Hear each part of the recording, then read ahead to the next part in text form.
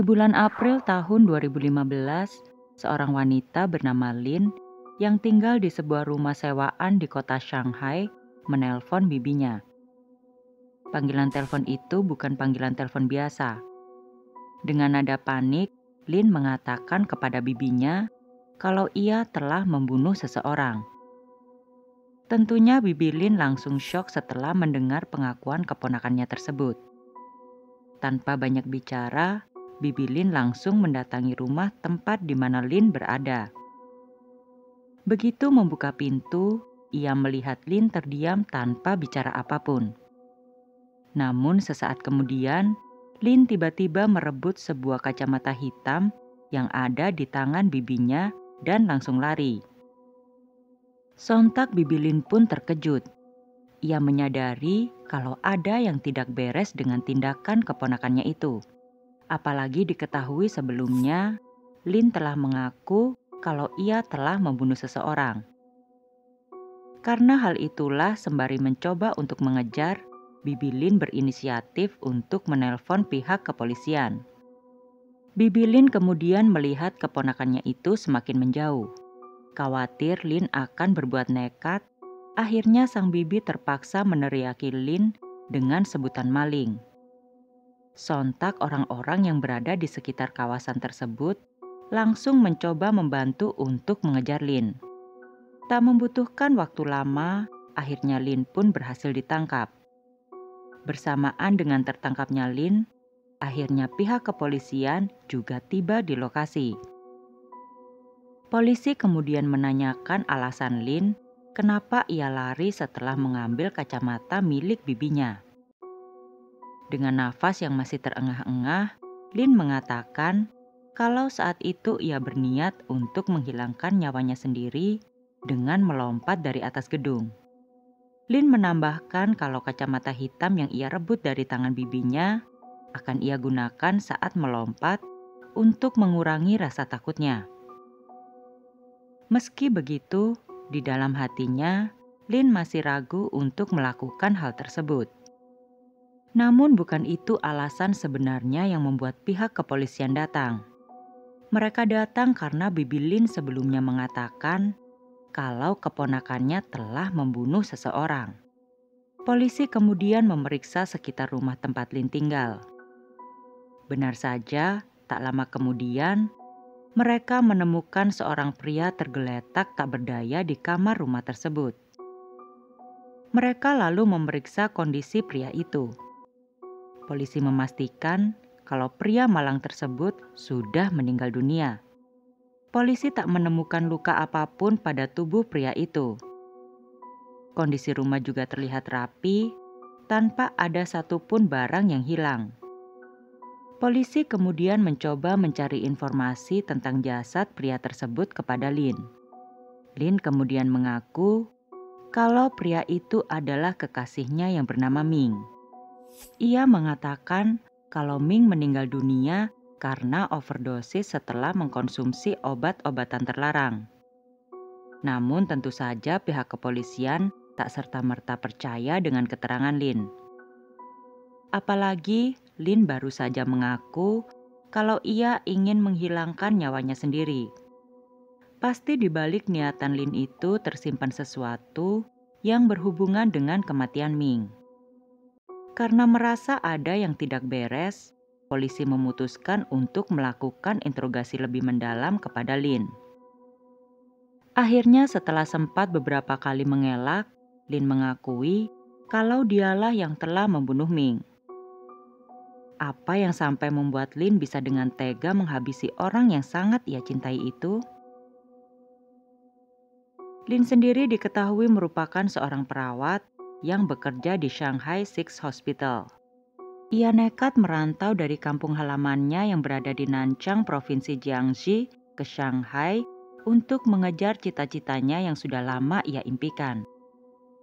Saat bekerja di rumah sakit, Lin bertemu dengan Ming yang juga merupakan salah satu staf di bagian laboratorium rumah sakit. Lin dan Ming diketahui masih seumuran. Lin berusia 24 tahun, sedangkan Ming hanya 1 tahun lebih muda darinya.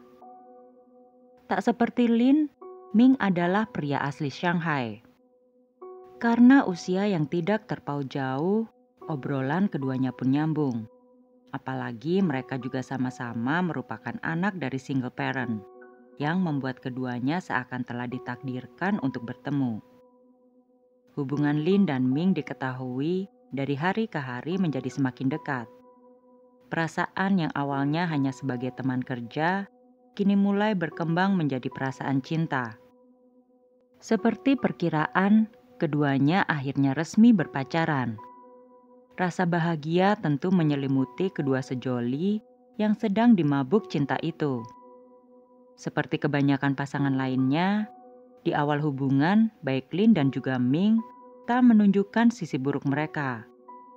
Hubungan mereka berjalan dengan sangat baik, sampai akhirnya keduanya berencana untuk saling memperkenalkan pasangan masing-masing kepada pihak keluarga. Lin kemudian membawa Ming untuk menemui ibunya yang bernama Chen. Chen sendiri merasa senang anaknya memilih orang seperti Ming. Walaupun Ming merupakan seorang pria dengan wajah yang tidak begitu tampan, Chen masih menghargai sikap sopan yang ditunjukkan oleh Ming. Apalagi Ming merupakan orang asli Shanghai yang membuat Chen semakin senang. Chen dulunya juga berasal dari Shanghai. Namun karena tuntutan ekonomi dan pekerjaan, ia akhirnya memutuskan untuk pindah ke Jiangxi. Respon positif dari ibunya kepada Ming tentu membuat Lin merasa senang bukan kepalang. Ia saat itu semakin yakin kalau bisa jadi Ming memang sudah dipersiapkan Tuhan untuk menjadi jodohnya. Namun nyatanya semua tak selalu indah seperti apa yang Lin harapkan.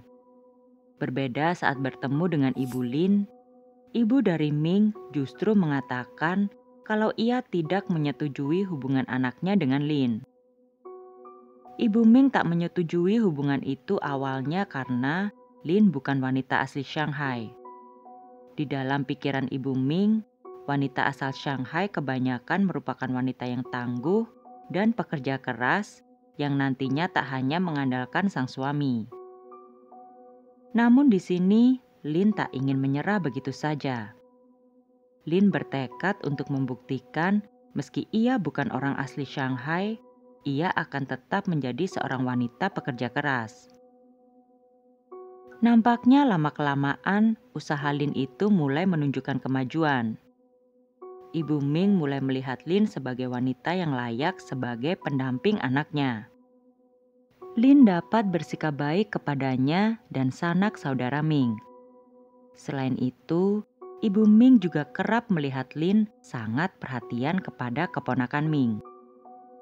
Mungkin memang pekerjaannya sebagai perawat membuat Lin benar-benar dapat menunjukkan rasa kepeduliannya kepada orang lain. Kini Ibu Ming tak ragu lagi untuk menyetujui hubungan anaknya dengan Lin. Tentunya hal itu membuat Lin bahagia. Di dalam benaknya sekarang, tak ada lagi masalah yang dapat menghambat hubungannya dan Ming. Sampai pada akhirnya, Ming pun mengajak Lin untuk menghadiri acara keluarga besarnya.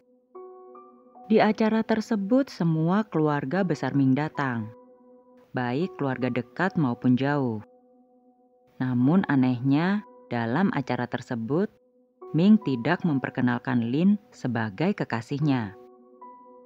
Ming seakan hanya menganggap Lin sebagai teman biasa. Hal ini lagi-lagi membuat hati Lin sedih. Ia lalu mengadu kepada ibunya Chen. Setelah mendengar cerita anaknya, Chen memberi nasihat kepada Lin untuk tidak berburuk sangka terlebih dahulu. Chen mengatakan bahwasanya diundang ke acara keluarga besar saja merupakan bentuk pengakuan secara tidak langsung dari Ming. Sang ibu kemudian juga menyarankan agar Lin tidak terlalu memikirkan hal tersebut terlalu dalam. Di sini Chen mencoba memilih untuk langsung melabrak Wang di kamarnya. Seperti diketahui, Lin tumbuh dewasa hanya bersama ibunya seorang. Oleh karena itu, Chen memahami jika kini Lin menjadi orang yang lebih sensitif dari kebanyakan orang. Masalah itu akhirnya tidak terlalu dianggap besar oleh Lin. Malah kini hubungannya dengan Ming menjadi semakin dalam. Saking dalamnya, baik Lin dan Ming mulai membicarakan masalah pernikahan. Perjuangan Lin dari tidak disetujui ibu Ming hingga kini mereka sudah membahas pernikahan merupakan pencapaian besar bagi Lin. Ia merasa sangat bahagia. Sampai akhirnya tanggal pernikahan pun disepakati oleh kedua belah pihak. Mereka direncanakan melakukan pernikahan di bulan Januari tahun 2015. Ibu Ming yang kini sangat suportif kepada hubungan anaknya langsung mengatakan kalau ia akan memberikan kado pernikahan berupa rumah untuk Ming dan Lin nanti tinggali setelah menikah. Tak mau kalah, Chen, ibu Lin, juga berjanji akan membelikan kado berupa mas kawin kepada Lin kelak. Sekarang Ming dan Lin tidak perlu lagi memikirkan kedua hal tersebut. Di momen ini, kedua pihak keluarga seakan sangat kompak untuk mendukung rencana pernikahan buah hati mereka. Namun dari hari ke hari, persiapan pernikahan Lin mulai menemui banyak hambatan. Perbedaan pendapat antar kedua keluarga mulai bermunculan. Ibu Ming mengusulkan kalau rumah yang ia hendak berikan kepada Lin dan Ming sebagai hadiah pernikahan harus segera direnovasi agar terlihat seperti rumah baru. Lin pun menyetujui hal tersebut. Namun untuk bagian interior, Lin berharap kalau dialah yang harus menentukan semuanya. Di sini Ming mulai berat sebelah.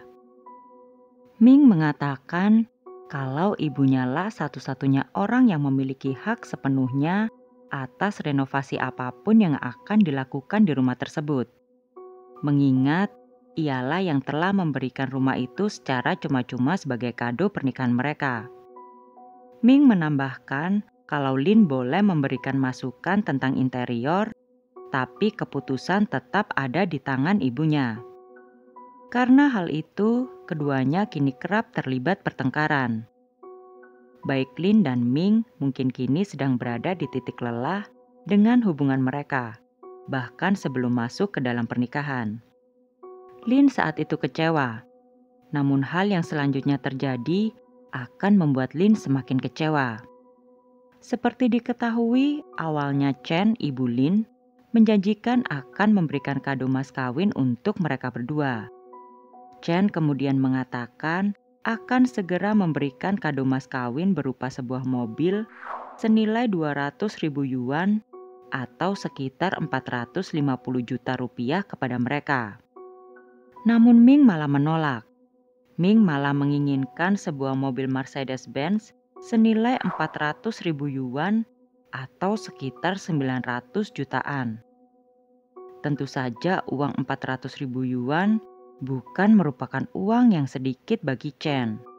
Selama 20 tahun, ia selalu bekerja dan menabung untuk ia gunakan di masa tuanya.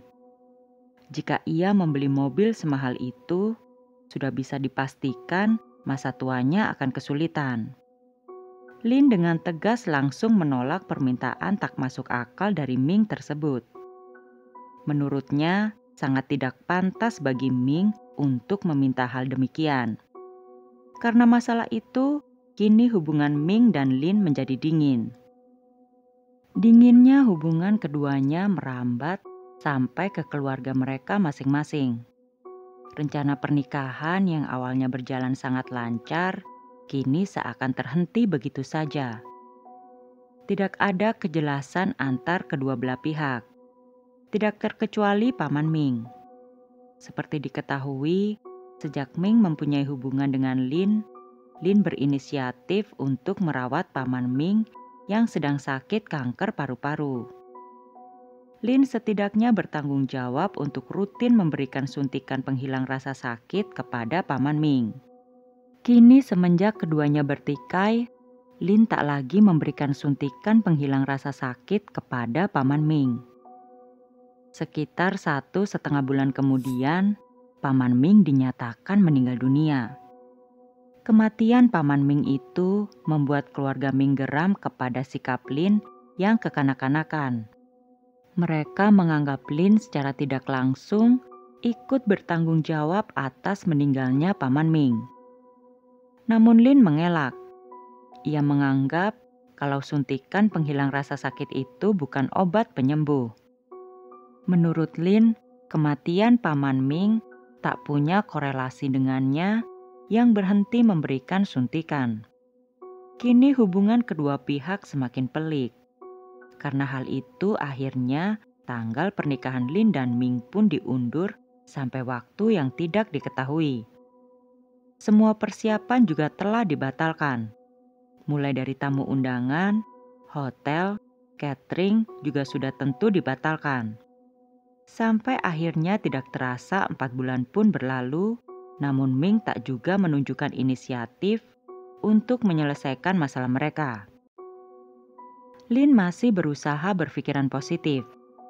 Ia menganggap kalau Ming mungkin sedang dalam tekanan keluarganya yang kini tak setuju dengan pernikahan mereka. Ming tentunya tidak dapat bertindak sendirian dalam masalah ini. Namun bukannya membaik, kini baik Ming maupun Lin malah jarang berkomunikasi satu sama lain. Sampai akhirnya di tanggal 31 Maret 2015, mereka akhirnya bertemu dan menginap di rumah sewaan di Shanghai. Ini merupakan kesempatan yang bagus bagi Ming maupun Lin untuk mencoba memperbaiki hubungan mereka yang selama ini sudah dingin. Saat bertemu, Lin sudah merasakan suasana asing di antara mereka. Mereka juga tidak terlalu banyak bicara. Malam itu pun berakhir tanpa ada pembicaraan yang berarti. Keesokan harinya mereka sarapan berdua.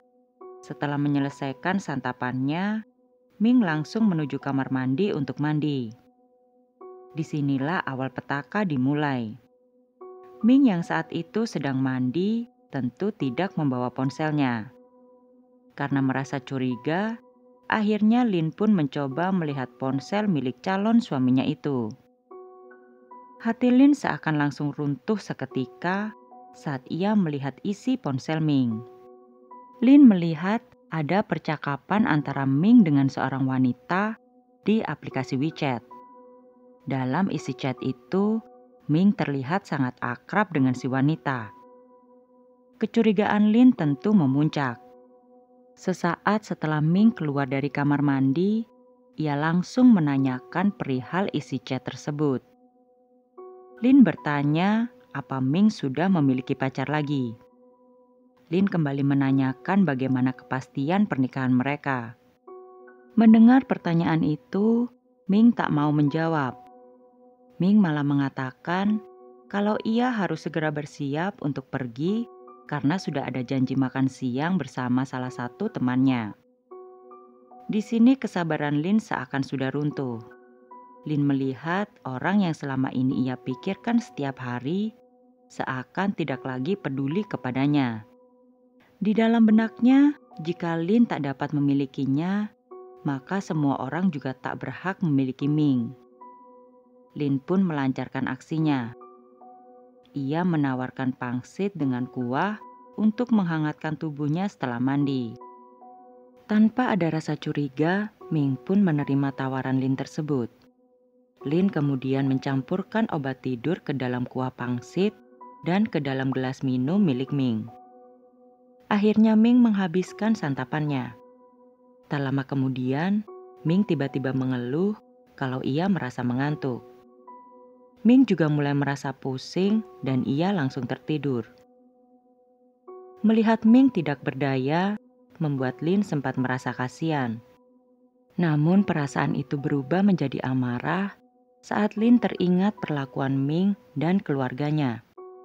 Apalagi sekarang malah Ming sudah memiliki wanita lain. Tujuan Lin kini hanya membunuh Ming. Ia kemudian mengambil insulin yang sudah ia persiapkan. Lin kemudian memasukkan insulin tersebut ke dalam suntikan. Tanpa ragu, Lin menyuntikkan cairan insulin itu kepada Ming yang saat itu sudah dalam kondisi tidak sadarkan diri. Setelah menyuntikkan insulin tersebut, Lin kembali beraktivitas di rumah seperti biasa. Sampai akhirnya di tanggal 2 April, ia melihat Ming sudah tidak lagi bernafas. Ia lalu menelpon bibinya dan mengatakan akan menghilangkan nyawanya sendiri di jam 9 pagi dengan melompat dari gedung Grand Gateway Circus. Namun niatan itu terhenti karena dirinya yang tidak cukup berani.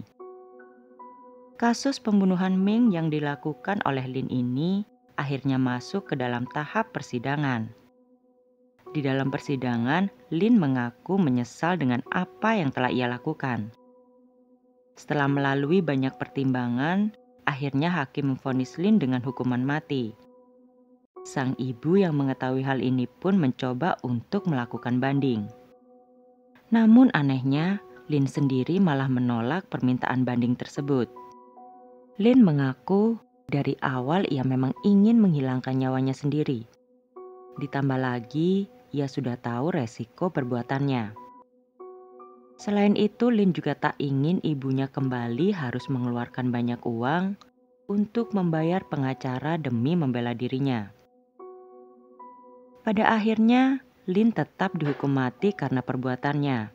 Masalah yang harusnya dapat terselesaikan dengan berkomunikasi, kini harus berakhir dengan hilangnya nyawa manusia. Terima kasih telah menonton. Jangan lupa like and subscribe. Bye.